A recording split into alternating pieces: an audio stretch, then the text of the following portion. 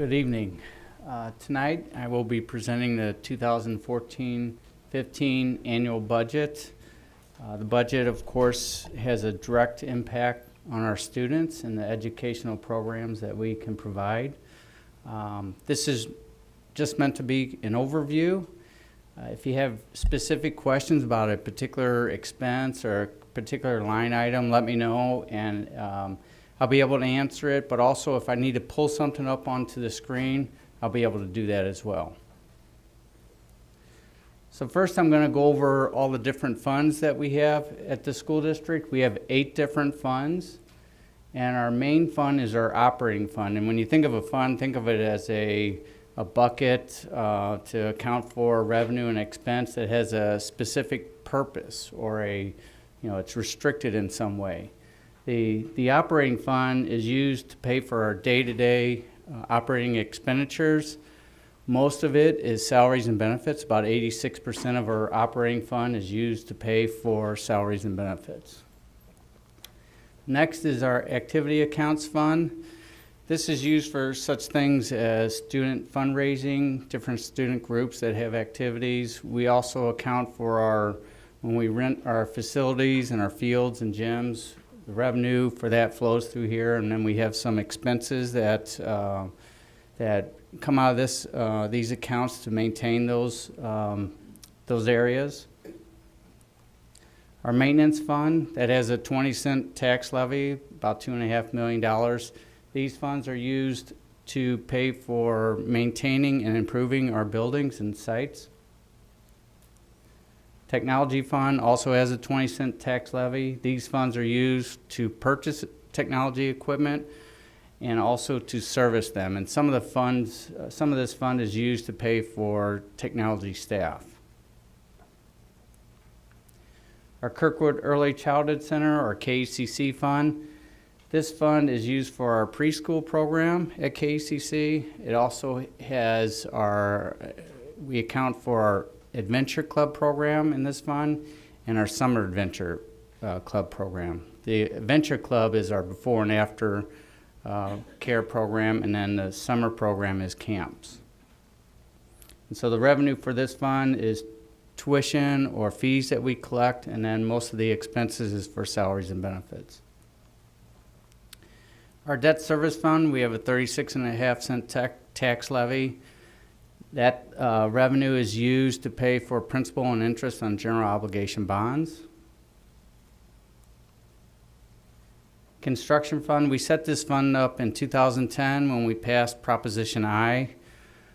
Those funds paid for building additions that we had planned, but because we had additional money, it was a good bidding market at the time, and we were able to come under budget on a lot of these projects, and therefore we did additional projects in 2012, and then again in 2012-13 we finished up some projects, about $1 million to the front entrances at Tillman and Westchester. So those funds from that bond issue were used up in the 13-14 school year.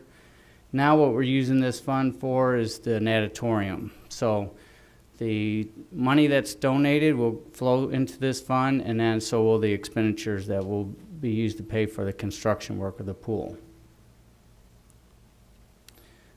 Proposition I fund, that's the 2005 tax levy that was issued.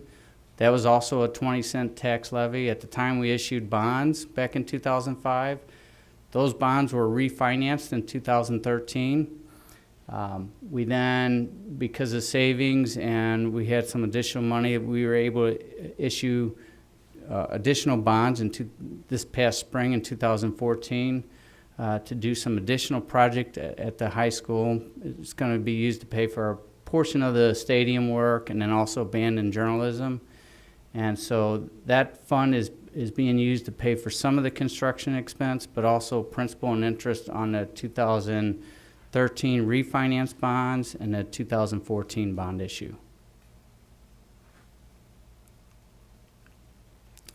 And before I start talking about the budget and all the numbers, I want to spend some time talking about enrollment.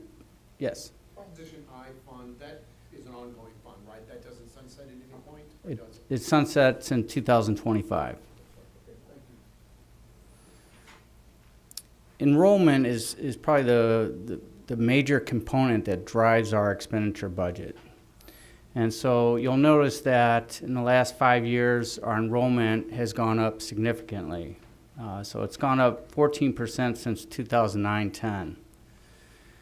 And for 20 years prior to 10-11, our enrollment hovered around 5,000 students. And so we're seeing this spike in enrollment over the last few years. And so it's increased 14% since 2009-10. And that's about 700 students. The increase is coming from residential students. Residential students has grown from 4,600 to 5,332, and that's an increase of about 16%. That includes what we're projecting for 14-15. So again, it's just over 700 students, additional residential students. During the same time period, our non-resident students enrollment has decreased. So it's decreasing 8% from 2013-14, which also is the same percentage decrease from 2009-10. So from 2009-10, we saw that those enrollment numbers decreasing mainly from the VTS program, or it was from the VTS program. The numbers went up with the transfer students in 13-14, and now we're seeing it decrease again. And that decrease in 14-15, those are the seniors that are leaving the VTS program, the DSEG program, seniors that are graduating. So we're expecting about 30 students to graduate, and so we will lose them in 14-15.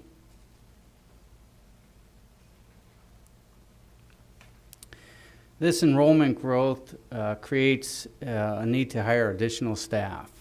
Overall, our enrollment growth has increased 14% during this time period. So has our teaching staff. It's gone up 11% since 2009-10. So we've hired 41 additional teachers since 2009-10 to meet the needs of the additional 700 students that have come to our schools.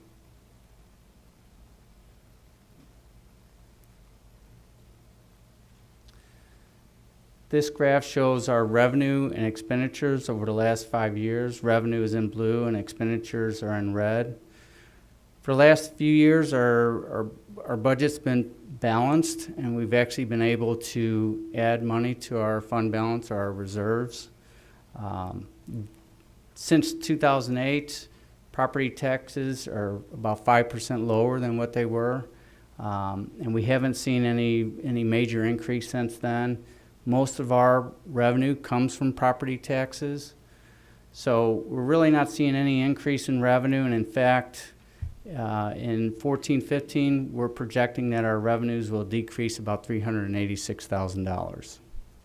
Can I interrupt for a second? Can we ask ongoing questions as we go on here? So I want to go back to that 41 tech staff positions. So Jeanette, what are we talking about in terms of all in on a teacher average compensation, salary, and benefits? What do you think? Is it 50 or what is it? Salary, benefits, and retirement, probably closer to 65. Okay, so that's $2.5 million roughly, or something like 2.4, or something like that. And just in hard costs as it relates to teachers, correct? Yes, I think our average, if they're a new teacher coming in, it's probably that number. If they're more experienced, it could be higher. That's just an average. Yeah, okay. Yeah. Okay, I'm curious. Thank So you. we bring people in at masters with 10 years of experience or, BA1. And just remember that 8 of those positions were because of full-time kindergarten. Right. So that skews that number a little bit. And so the added cost for student, and every additional student, that teacher, what I'm trying to get at is how enrollment drives increased costs. Obviously, there's $2.5 million there on teachers. Mm-hmm. And then you're gonna have bigger buildings, which are gonna drive more utilities, more maintenance, It's additional staff. What's that? Well, it's additional staff, additional supplies. It could be additional transportation if we have to add buses, and we have. So there's a lot of things that factor into that. Additional computers, iPads, everything. Air conditioning? Right. Okay, thank you, I'm sorry to interrupt you. And so for next year, we're projecting operation revenues to decrease $386,000. During the same time period, our operating expense has gone up 12% since 2010-11. And that's because of the additional staff that we've had to hire because of enrollment increases, but also we've hired additional staff for safety and security. We've hired, we increased our SROs, we added 2 additional SROs, walking counselors, the coordinator of safety and security. So we've added a significant amount of additional cost to meet those needs. If you look at our spending per pupil, and this is operating spending per pupil, over the last 5 years, in 2010-11, it was about $11,500, and it's projected to be not much more than that in 2014-15. So in fact, it's less than 1% or $86 compared to what it was 5 years ago. And that's because even though our total expenditures increased 12%, our spending per pupil is less than 1%. And the reason for that is we made significant expenditure cuts over the last few years, and we've managed our budget as best as we possibly could without affecting the classroom. And so we've been able to do that and keep those numbers down, but as we're hiring staff, the numbers will go up. But overall, our spending per pupil is about the same as it was 5 years ago, without cutting any programs. Yes. What wouldn't be, this is just operating, so what's not included in this number is the technology fund expense. So that would get added in. So that's roughly another $500.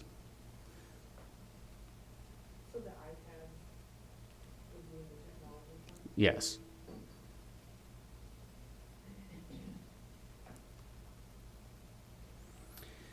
And so our operating revenues are projected to be $386,000 less than they are this year. And during the course of the year, we have a revenue committee that we met several times and discussed our operating revenue projections for next year. I want to thank the board for the board members that sat on that. Darnell, I know, and Scott were there, and I think Marie, you came as well. So thank you for your important input, and thanks to the community for helping us with those projections. But we are projecting it to be $386,000 less. Current taxes were, and I'm only going to highlight the major components of our revenue. Current taxes are projected to be $164,000 more than it was this year. All of that is due to new construction that we're estimating. 2014 is a non-reassessment year, so we won't see any additional revenue from current properties that we have. It also assumes a 97% collection rate. Delinquent taxes, we're expecting it to decrease $101,000, and the reason for that is this year and last year, our collection rate has actually been above 97%. So as we're collecting more of those taxes, our delinquent numbers will go down. Prop C taxes, that's a state sales tax. It's a 1 cent state sales tax on purchases throughout the state, and then it's allocated to school districts based on their enrollment. So as the economy improves, the amount per pupil goes up, that number comes from DESE, but also as our enrollment increases, the number goes up as well. So because of additional tax dollars and additional enrollment, we're expecting this number to go up about $414,000 next year. We receive about $850 in revenue per student. Our voluntary transfer program, the DSEG program, we're expecting those revenues to decrease $248,000, and that's because the graduating seniors that are leaving, roughly about 30 students that are leaving. We receive about $7,200 per student.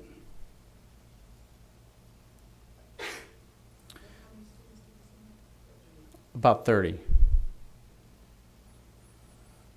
Our transfer payments, these are tuition payments from unaccredited school districts. Most of this is coming from Riverview.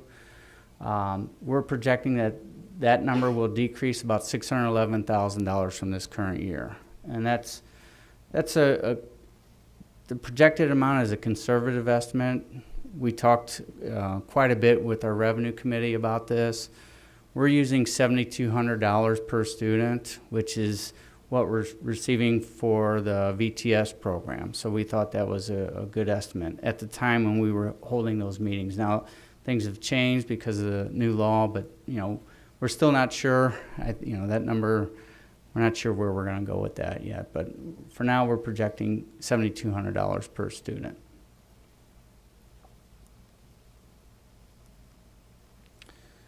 Our state revenue, we're projecting that to increase $125,000, and that's not just our formula payment. Our formula payment, we're expecting a fairly minor increase, around $25,000 or $30,000.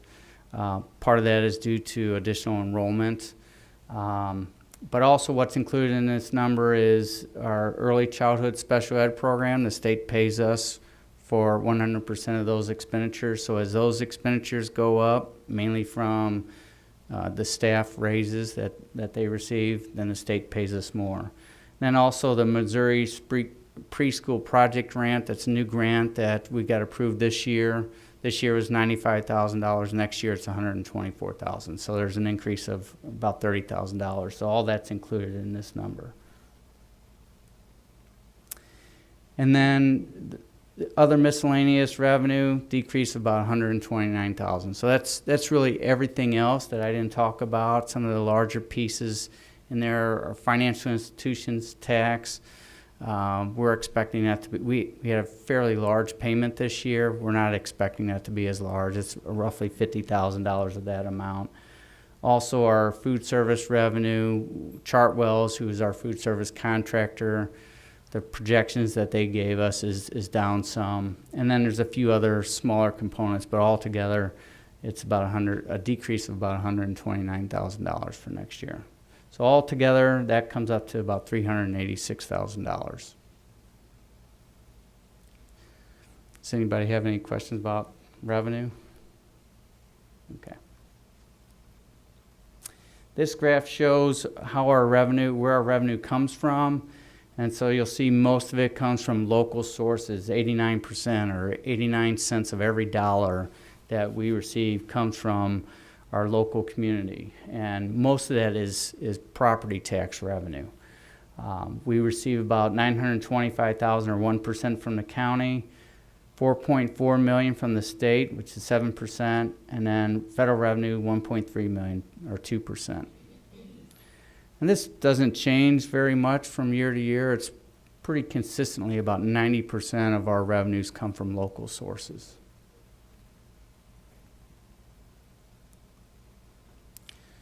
So our total operating revenue budget for 2014 is projected to be $61.2 million, which is a decrease of $386,000 from what we're estimating for 13-14.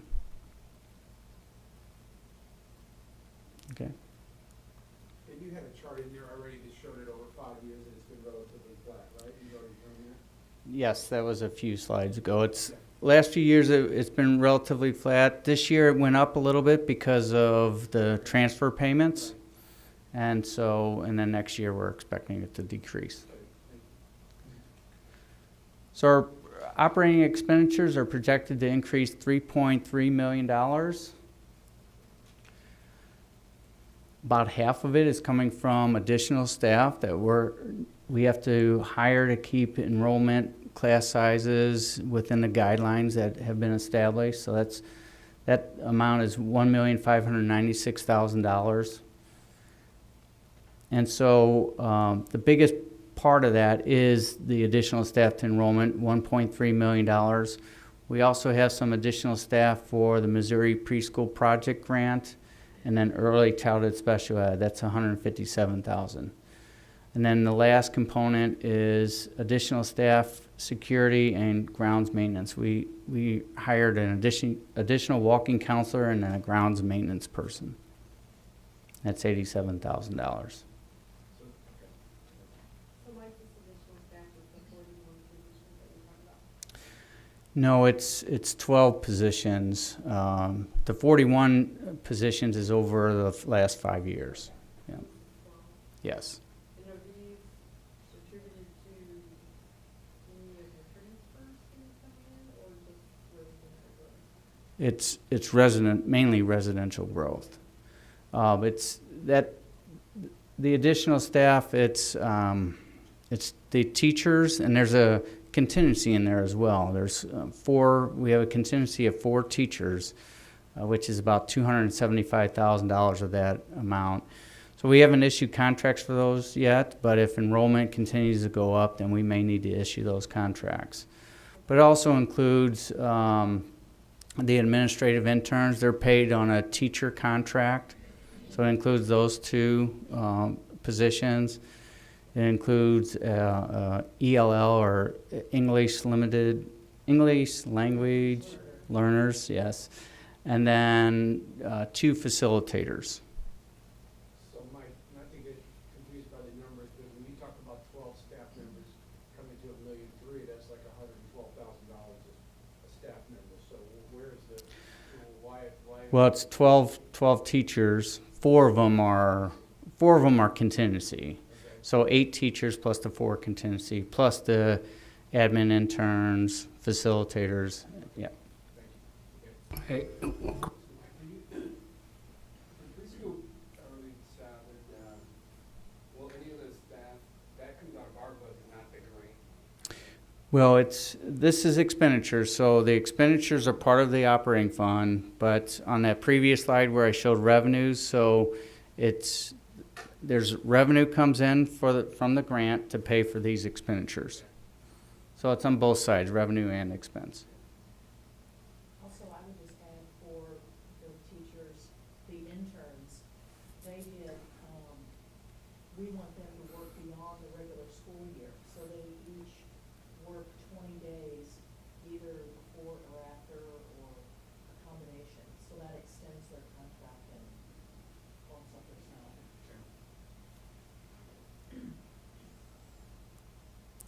Next, we have salary and benefit package increases.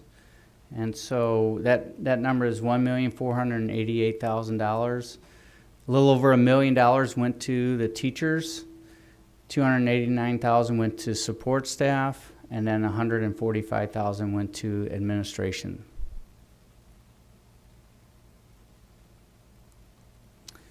And the last component of this increase is services, supplies, capital, copy release, a mixture of things, $281,000.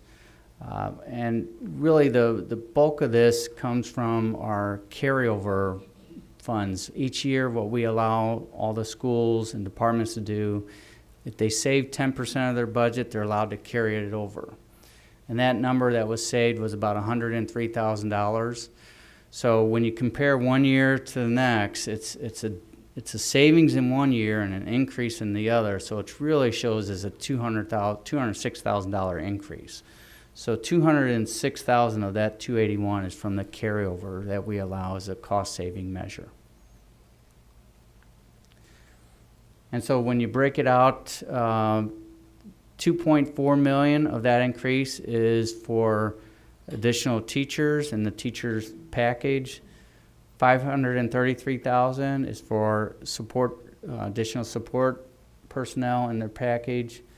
$281,000 is for services and supplies, and then $145,000 for admin.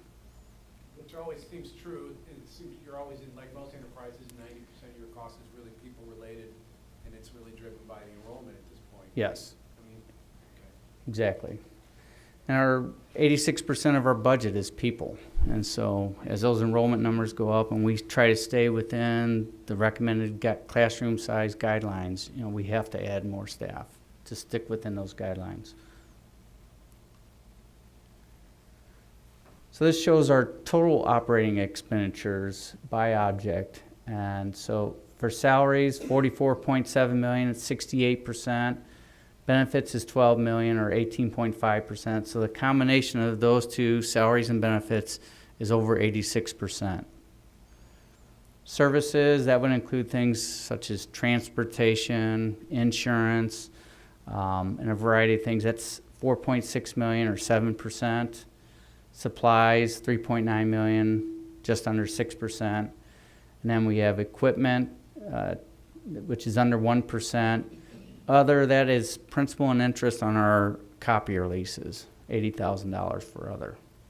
And supplies includes utilities, and it's probably the bulk of supplies, is that right? It does include utilities. Some utilities, and this is a DESI requirement, some utilities are counted as a service and some are counted as supplies. And so that includes the electricity. It's considered a supply. That's the bulk of that. Or that's a big piece of it. But it also includes textbooks, things, instructional supplies. So our total operating expenditures for 2014-15 is projected to be $65.9 million. That's an increase of $3.3 million over the current year.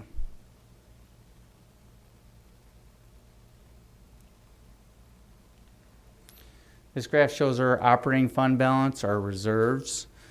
So you'll notice that over the last 4 years, it's been pretty stable. In fact, we've been able to increase our fund balance by about $1 million. Now we are projecting it to decrease in 13-14. It's still going to be, the projection for 13-14 is still going to be higher than it was in 2010-11.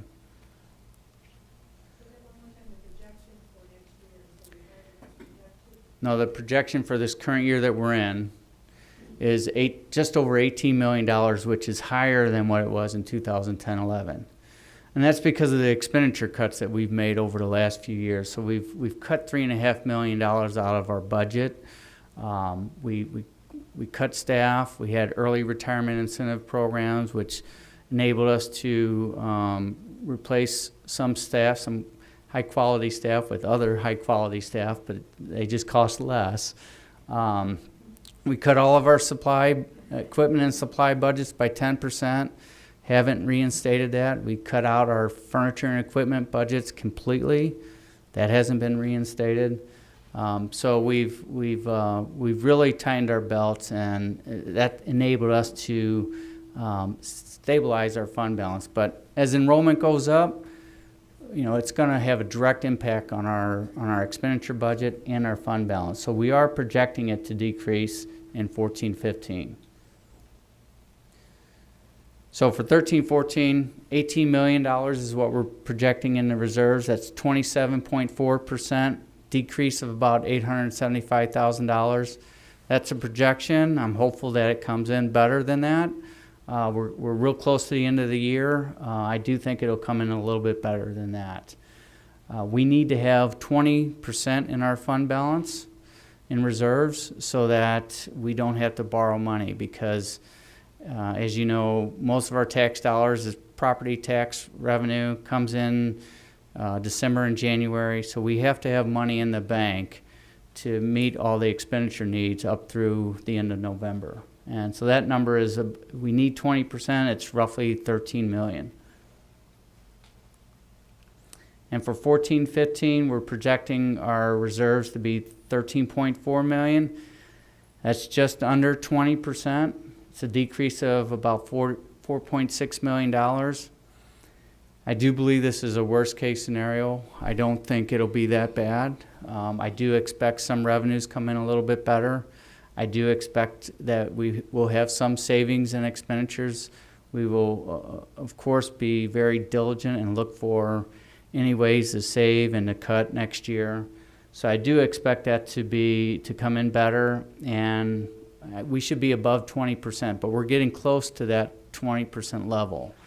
And as you know, we're in school districts like us that receive very little state funding, rely heavily on property tax revenue, typically have a 5-year operating cycle where you ask for a tax increase and you build up those revenues in the first couple years of that operating cycle, and then you start to spend them down. And we've been able to prolong and preserve our fund balance, but we're starting to see that it's going to start to decrease. You mentioned that most districts now, some of our most immediate neighbors are on 5-year cycles. What is our cycle?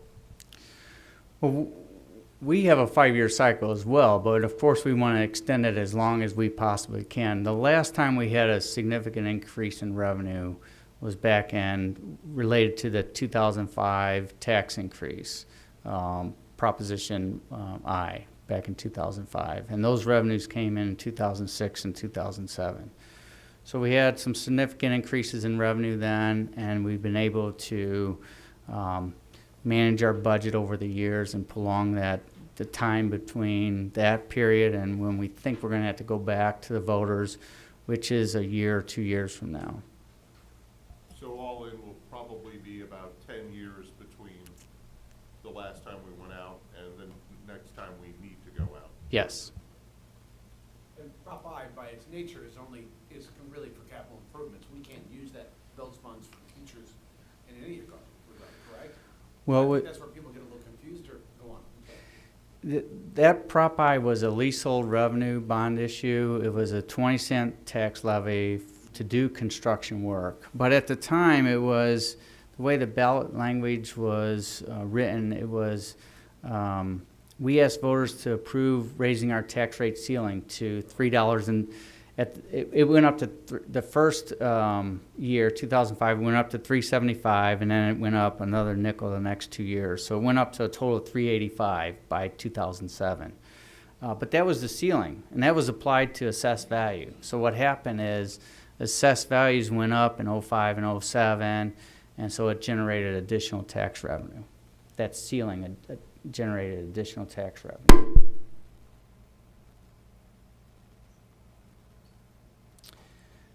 So up until this point, I really focused only on operating fund.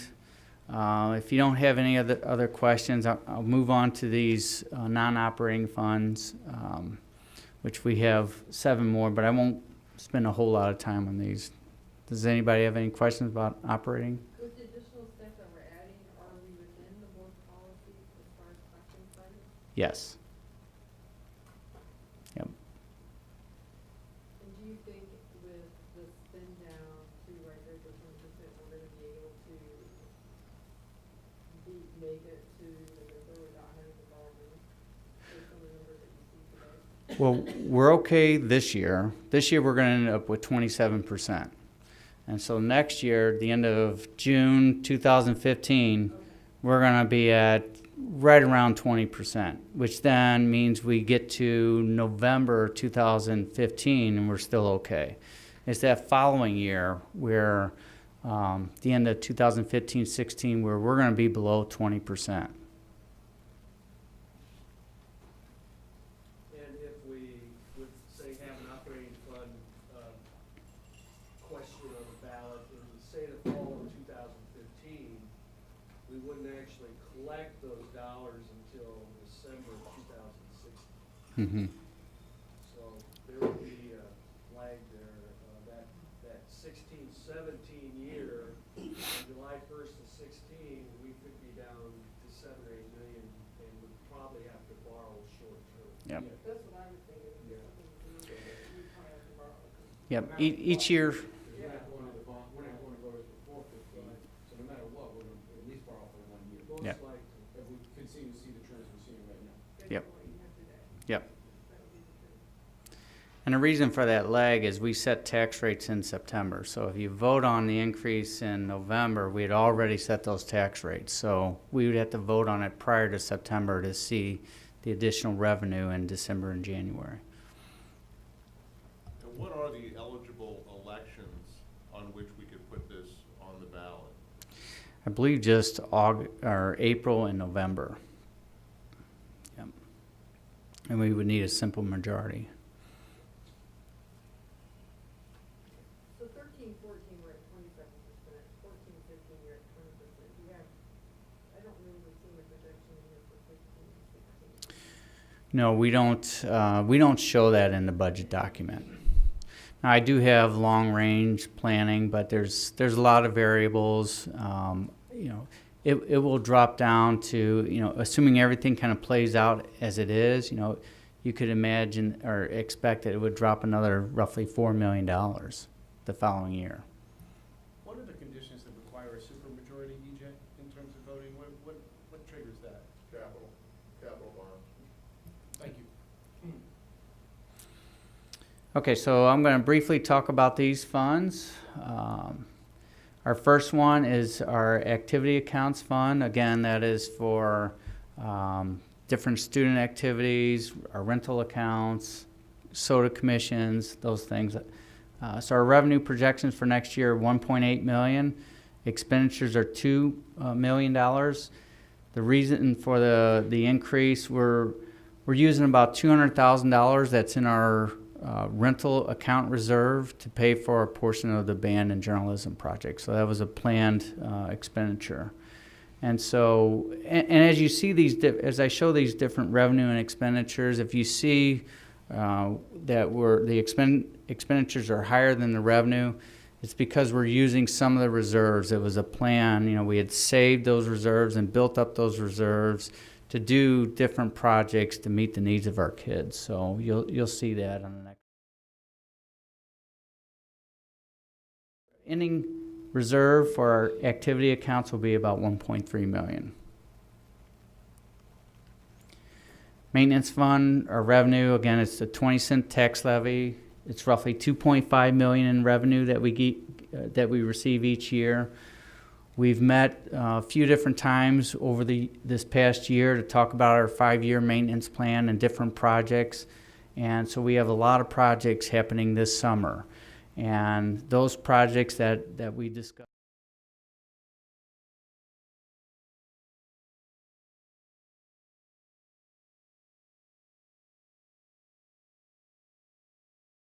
$9 million, and it's at North Middle here, and then the mechanical equipment that's going in the band, journalism, and Atlas areas. Also includes roofing. It includes roughly $500,000 for improving the interior spaces at band and journalism. So again, all that was discussed. Our ending reserve in the maintenance fund will be $1.2 million. We need about $1 million every year to kind of protect us from any unforeseen emergencies that come up. Technology fund has the same amount of revenue, 20-cent tax levy, $2.5 million. Our expenditures are projected to be $2.8 million. So what's in this number is technology equipment, so it includes iPads that we will be purchasing. It also includes things like the phone system that's going in this summer, and it also pays for most of our technology staff, employees that support the technology needs. So our ending reserve will be about $1.7 million. And that's non-certified, right? Yes. Any staff that's paid out of technology is non-certified. And the Wi-Fi, as we're adding Wi-Fi, is that coming out of the We're, We're adding bandwidth within the. yeah, it would come out of there, yes. The security cameras and the like are also card readers. That's coming out of the maintenance fund. Now, this fund does include some of the technology improvements that we're doing at the stadium, and then also in band and journalism. How much was the phone system? $200,000. And how old was it? I think it's about 15 or 20 years old. Can't get parts for it anymore. It's really kind of obsolete. Get Lois and get a party line. Yep. I've been thinking it's like 20 years, it's pretty big. Next is our Kirkwood Early Childhood Fund. Again, the revenues from this is from tuition that we charge for our preschool program and adventure club programs. It's projected to be $3.2 million. Same with the expenditures. Most of the expenditures, again, is for all the staff that they have there. And so our ending reserve in that fund will be $655,000. Mike,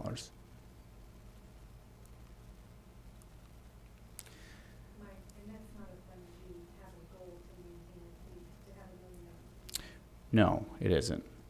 The revenues for that fund come in on a monthly basis. So that fund balance is only there in case something comes up. We used about $200,000 this past fiscal year to do the playground work there. So yeah, that dropping that a little bit doesn't hurt the I fund. think at one time, Dr. Damrell asked Ms. Sambody to try to keep $1 million fund balance, Mm-hmm.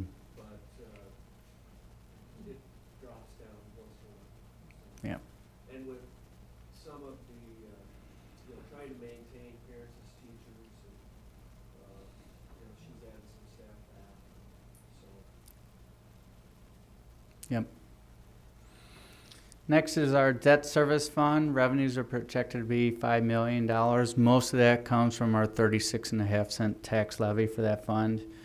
Expenditures are $4.9 million. Again, that's only principal and interest on general obligation bonds that we have outstanding.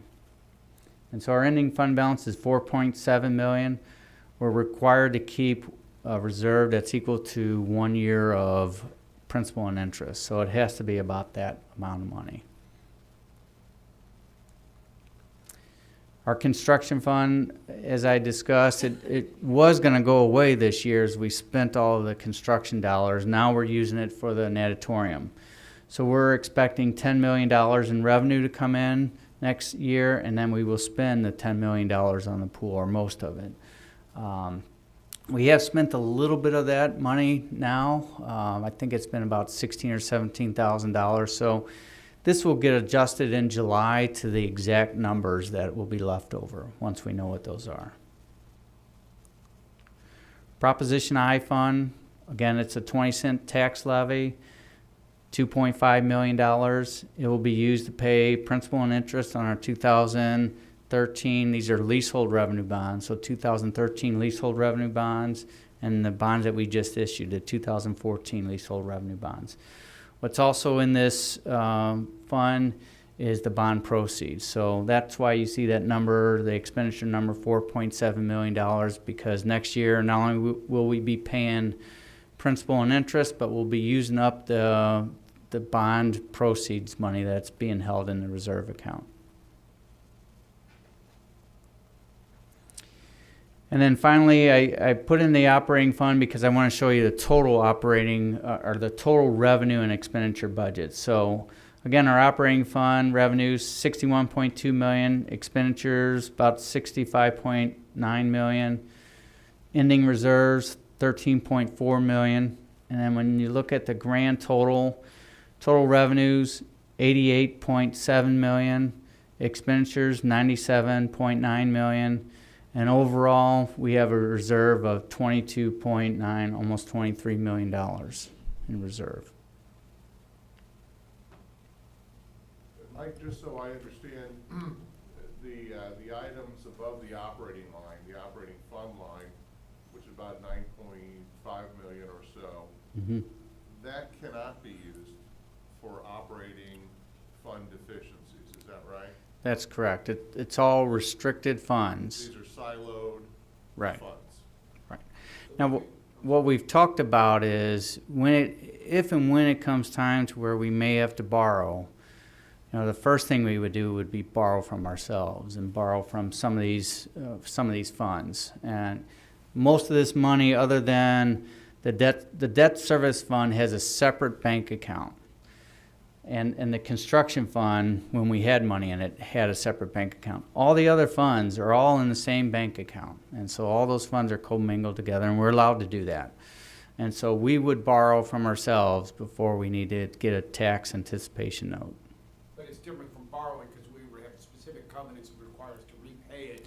It's not, we Right. couldn't forgive that loan and say we paid salaries for that. We'd have to pay it back. It would- Or else the auditors or the state would walk in and say, wait a second, you're using the money in an inappropriate way. Right? Exactly. What would probably happen is We may need to borrow some money in October, maybe again in November. We would pay it back in December. So it'd be very short term. And the way they're set up, those tax anticipation loans must be repaid within 1 year, is that right? Yes. So Mike, I should probably know this, but the Prop I. Can't hear. Can you hear me? No. It's not working. Maybe you should borrow Tom's. We have trouble. The Prop I fund revenue from the bond proceeds, where is that money sitting right now? It's in our, the revenues are being held by UMB Bank as the trustee.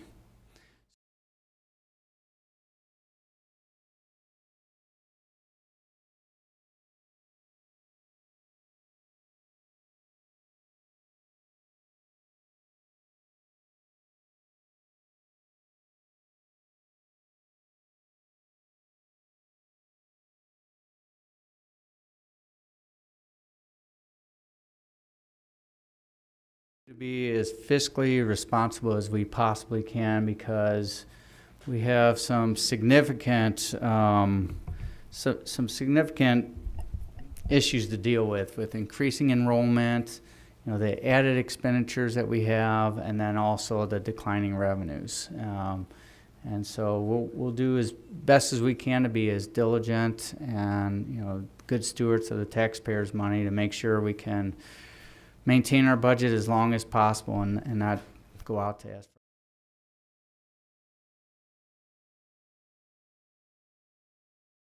Earlier, it would be nice to see, as we talk about increases per student, to see what that is on the per student, and almost break it down by line item. This student gets this segment of revenue, and then here's the expenditure, so you can kind of look at a student. Okay. And say, here's what, because I think down the road, it's hard for people to articulate or visualize what that is. And Sure. there's other things going on, like iPad rollout, the natatorium, which could be confused into what that increase is. It's hard to separate it. Yep. You know, we could take that, you know, we know the tuition is $12,000 a student. We could break that 12,000 down to show percent for salaries, percent for maintenance, percent for supplies. I think that'd be really helpful, and delineate, so you're not, because people are just gonna muddy it all together. Yep. And it seems like it would have to be kind of like what Dr. Williams said, because we don't keep track of individual supplies, but certainly we have how much we spend on supplies and equipment compared to our enrollment. Yeah, if you could get to just the community understanding, when you add one student, then roughly that's this Mhm. percentage increase or this number, and that would help them separate out from the other Sure. projects that are not even related to enrollment. Now, when I do that, you know, the numbers will be a little bit lower than that $12,000 cost per pupil, because one of the things in there is, let's say, utilities, you know, so utilities may not necessarily go up. You know, we have more bodies in the room, so maybe it costs more to heat and cool the space, but generally it won't increase, you know. You know, I've been on the board for 2 years, and before that I was on the revenue committee for 4 or 5, and some of this stuff is still confusing to them. And so I think when you start to talk about going out to the voters, well, I think we have, I know we're not here tonight or even next Monday talking about going to the voters for a bond issue, or for an operating levy, or even both. But I suspect, given the news tonight, that that's coming sooner than later. And I mentioned it the last time, and are we broadcasting this session tonight to the public? We're taping it, but we It don't would be broadcast available. live. We Okay. gotta tape it. I just really think we really have to start, I've done some straw polling out of the community. I think there's general confusion about where money goes, how we spend it. I think Yeah. certain members of the public may drive by and see a stadium and say, well, why don't they use that $3 million for Yep. teacher salaries or the journalism room? And I just think I don't think there will ever be enough time to communicate these clearly. But more importantly, I think we need to invite them in to talk to us as well, Yep. get their opinions and understand what their concerns are. I believe, I hope I'm not living in a bubble to say in my heart of hearts that I think if we can tell Kirkwittians the story about how we've been financially prudent, that they will support a levy if we in fact decide that's the prudent thing to do. But we have to do our homework and show that we've done our homework.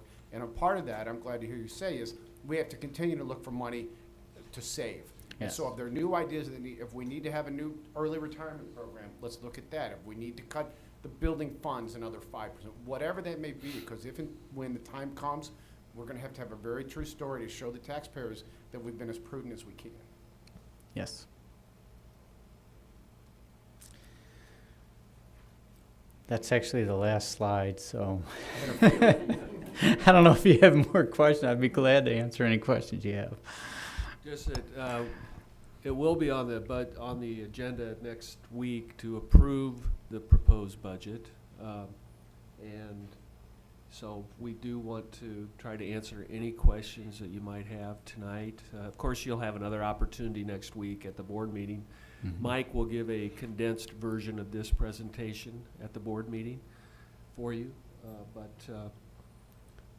Let's, we'd be glad to try to answer any additional questions. So in regards to looking at an operating fund levy issue, I think probably November of 2015 would be the likely target date for that bond, or for that proposal. Of course, we need to have a lot of discussion about that, but that just looking at our budget and looking at our fund balance and projections, that would be the likely time to present it to the voters.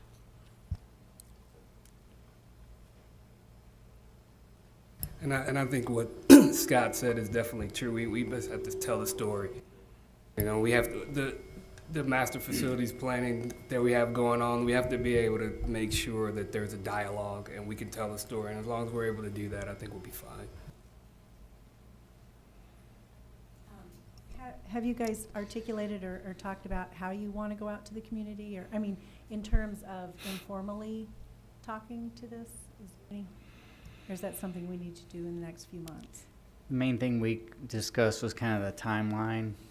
I don't know that we've really talked much more. We are involving the communications committee. I think we're going to try to, through maybe a series of work sessions with the board, try to develop that idea. You know, we have to really make sure we have a target date, and then how do we want to present this to the community? What would that look like? You know, how would we get community input and involvement? And so we really need to put together a plan for that whole process. But I think that plan certainly would have town halls and other forums, both for you to make presentations and for the community to have their voice and input in the entire process. Yep.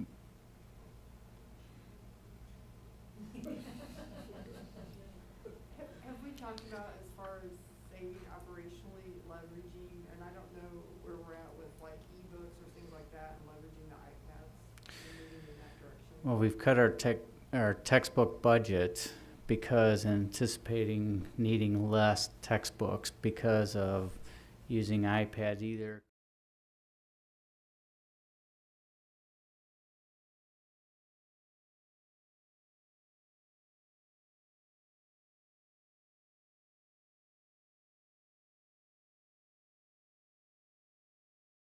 Today we had a meeting with the high school and talked about really moving forward with purchasing more textbooks and iBooks, and trying to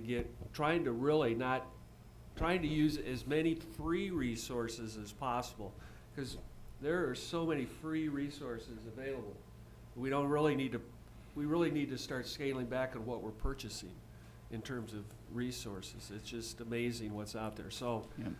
that's something we're talking about all the time. And we also formed a resource committee as part of the strategic planning. The resource committee will look for alternative sources of revenue, but also some expenditure cuts in terms of sustainability and cutting paper and things like that.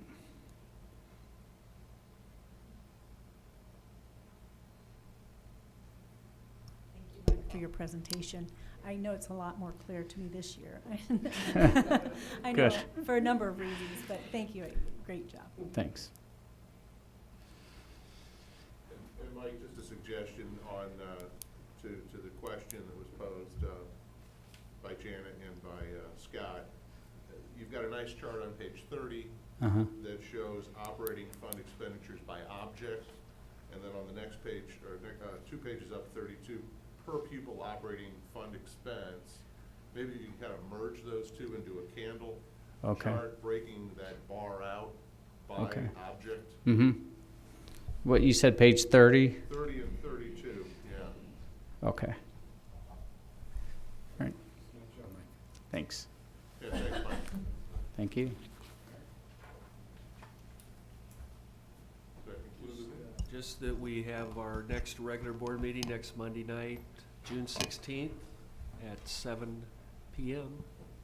And there will be there'll be a little reception for Trudy right before that meeting. And I think we're inviting the former board members, and Leslie Kittle started today. I was hoping she'd be here. I think most of you met her, but she'll be working this week, and then Monday with Trudy, and then Monday will be Trudy's last day. So And the reception is here or nearby? it'll be right here. Thank you.